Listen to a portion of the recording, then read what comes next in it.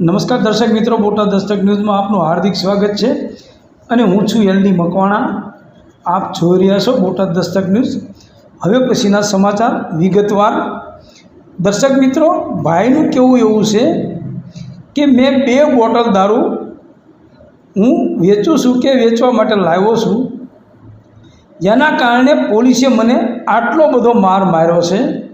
તો દર્શક મિત્રો, ભાઈનું કહેવું 2 બોટલનું છે. ખરેખર ભાઈ 2 બોટલ ના વેચવાની હોય, ટ્રક ભરીને વેચવાનું હોય તો પોલીસ ન મારે.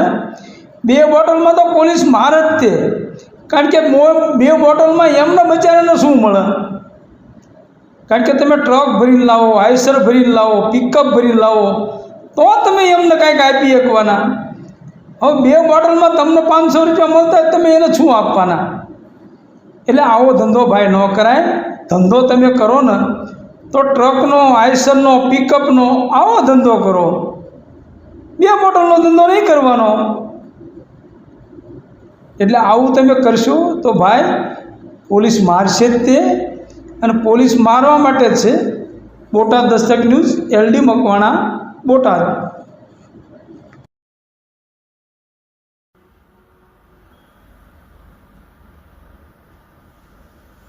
મને બે બોટલ હતી મારા કને.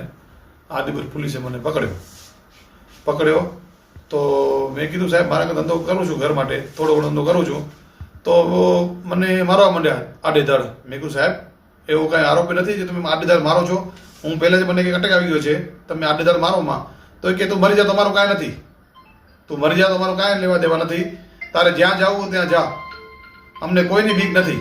તારે જ્યાં જવું હોય ને ત્યારે દોડવું જવું ભાગ, અમે પોતે તારા સાહેબ જોઈ લેશું. આ મને માર્યું છે. આ જો